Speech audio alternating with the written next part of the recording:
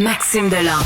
Déjà un premier événement violent. Journaliste à l'agence QMI. Ça porte tout à fait la signature du crime organisé. Les faits divers avec Maxime Delan. Peut-être pas. OK. Maxime Delan, c'est toi, ça? C'est moi. Ah oui. Comment ça va? Ça fait longtemps que tu existes, toi? 40 ans? Ça a fait 40 ans. Ben oui, c'est fou, hein, comme ça va vite. Hey, tu failli mettre du cutex ses doigts en fin de semaine. On a mis ses doigts de mes enfants. Mon C'est petit vrai? garçon, ma petite fille, ma blonde, elle me dit, t'en veux-tu? Puis, Je dis, non. Pourquoi? Je dis, Benoît va rire de moi. jamais, c'est tes choix. Ah, non, Je respecte ton corps.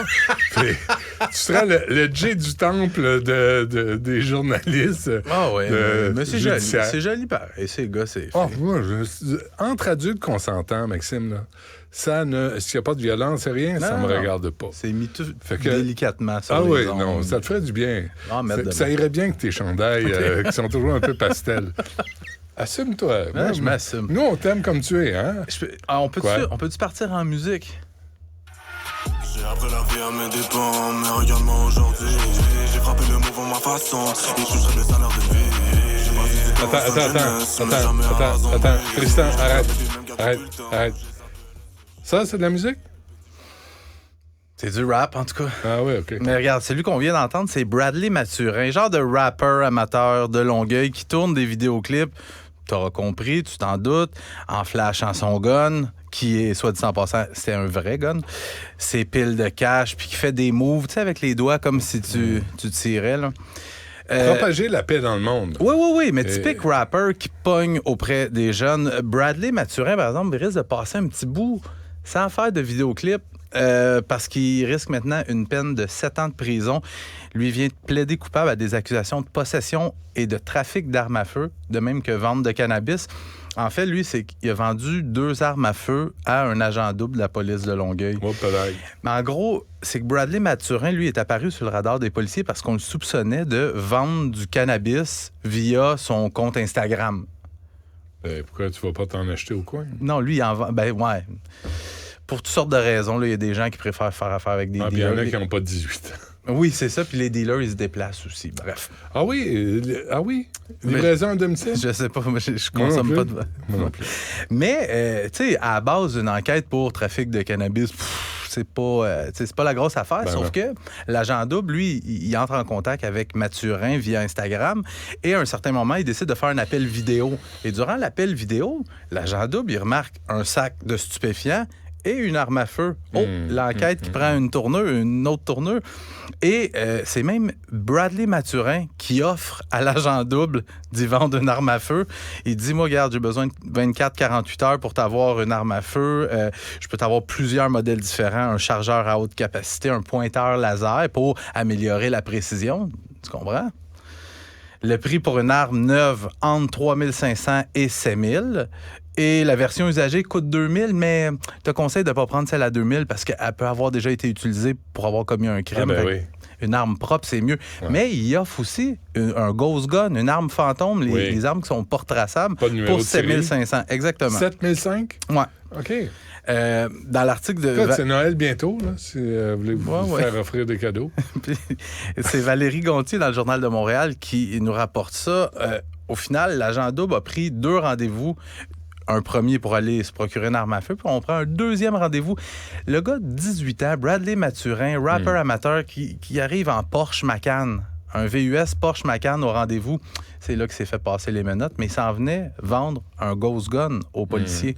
Et là, devant les preuves béton contre lui, Bradley Mathurin qui appelle le découpable aux accusations portées contre lui, la couronne, la défense s'est entendue et a suggéré au juge une peine de 7 ans d'emprisonnement. Le juge qui devrait rendre sa décision prochainement. Moi, je suis là pour aider. Tu le sais, hein? Oui. Mais un garçon comme ça, là, 18 ans, il a la vie devant lui. Ouais. Bon, il a pris des mauvais choix. Il a fait des mauvais choix. Mais devant son côté entrepreneurship, là, il me semble qu'il devrait s'investir puis étudier au HEC puis se lancer dans une business légale, honnête. Parce que de toute évidence, il sait comment joindre ses clients puis faire des affaires. J'essaie d'aider. Je veux juste, ouais, mais moi, je me mets dans la peau de Bradley puis je te réponds. Je le fais où, mon cash, moi, au HEC? Tu sais? Ben, tu vas le faire à long terme parce que tu n'iras pas en prison si tu travailles de façon honnête. Vrai, sauf que souvent, ces gens-là, tu sais, il peut revenir dans le droit chemin éventuellement quand il va sortir de prison, sauf que souvent, ces gars-là, dès le jeune âge, ouais, ils embarquent dans le milieu criminel. Puis je regardais ces vidéoclips, des liasses de billets de banque, puis tu sais, ça devient un mode de vie, c'est de l'argent facile. Puis quand il va sortir de prison, est-ce qu'il y a vraiment la volonté de vouloir prendre le droit chemin? Et la glorification de ce train de vie, tu sais, de cette façon de faire, ces valeurs, le gun, le cash sans travailler, prostitue des pitounes, en vrai, je vais te tuer si je suis pas d'accord avec toi. C'est... on est loin C'est très, très, très populaire auprès des jeunes. Malheureusement. Ouais. Happé mortellement par un conducteur sous... Oui, c'est... on est passé au dernier sujet. C'est une histoire à la fois triste et enrageante qui est survenue le week-end dernier à Drummondville. Ça se passe vendredi soir, il est 20h30, rue des Écoles. La victime, Jean-François Larivière, qui vient tout juste de célébrer ses 50 ans, traverse la rue avec un ami, puis est happé mortellement par un conducteur. Donc, les policiers arrivent sur place. Tu sais, la vitesse ne serait pas en cause, mais quand les policiers arrivent sur place, ils ont des éléments qui leur permettent de penser que le conducteur est sous l'influence de l'alcool. Donc, on procède à son arrestation, on l'amène au poste de police, il souffle dans l'ivressomètre et il pète la balloune. Et là, pour une raison que je m'explique bien mal, on le remet en liberté sans accusation. Tu sais, on en parlait la semaine passée, la femme de Carignan qui avait happé le jeune en scooter, puis tu me disais, mais là, t'as toutes les preuves, il était pacté au volant, le gars est mort. J'ai appelé tantôt un contact à la Sûreté du Québec, j'ai dit, explique-moi là, je la comprends pas, tous les éléments sont là. Ce qu'on me dit, c'est que le conducteur aurait pété la balloune, mais aurait peut-être soufflé 0.09. Et là, on cherche à savoir si il faisait pas très beau vendredi soir, il faisait noir. Est-ce que l'accident aurait eu lieu même s'il n'y avait pas eu d'alcool en cause? Là, c'est plate à dire, mais on a une limite à 0.08. Le gars est à 0.09 ou 0.081. Tu pètes la balloune. Mais il vient de tuer quelqu'un. C'est exactement ça. Et là, on a quelqu'un, le gars... 28 chez vous. Ouais. En attendant la suite des procédures. Il n'est pas dit qu'il ne sera pas accusé, mais quand même. OK. Mais c'est quand même particulier. Oui, absolument. Puis il y a bien des policiers de la SQ qui ne comprennent pas, je peux te le dire. Oui, j'imagine. Hein. Et l'autre histoire? Un homme fauché mortellement sur l'autoroute 20. Tu sais, des fois, quand ton heure est venue, c'est triste, mais hier soir, la pluie qui finissait plus de finir. Ouais. On est fin de semaine de pluie. Hein? Fin de semaine mais de c'est mort. rare, j'ai vu ça, moi. Ouais. Mais de fin de semaine en fin de semaine, de la pluie abondante...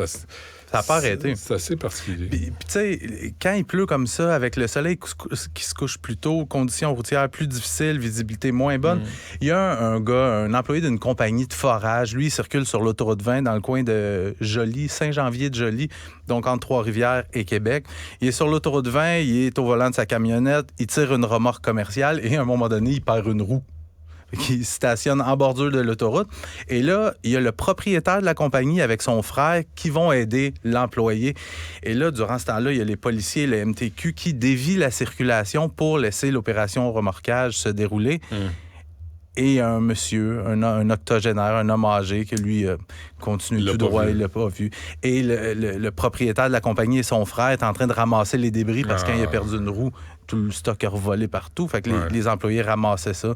Et pendant qu'ils ramassaient, il y a un des deux qui a été happé par le monsieur de 80 ans. Il n'y a pas d'accusation criminelle qui vont être portées contre le monsieur, sauf que des fois... On peut lui retirer son permis de conduire? On peut à tout le moins, tu sais, faire passer un test. Tu sais, c'est pas rare. Peut-être deux. Ouais.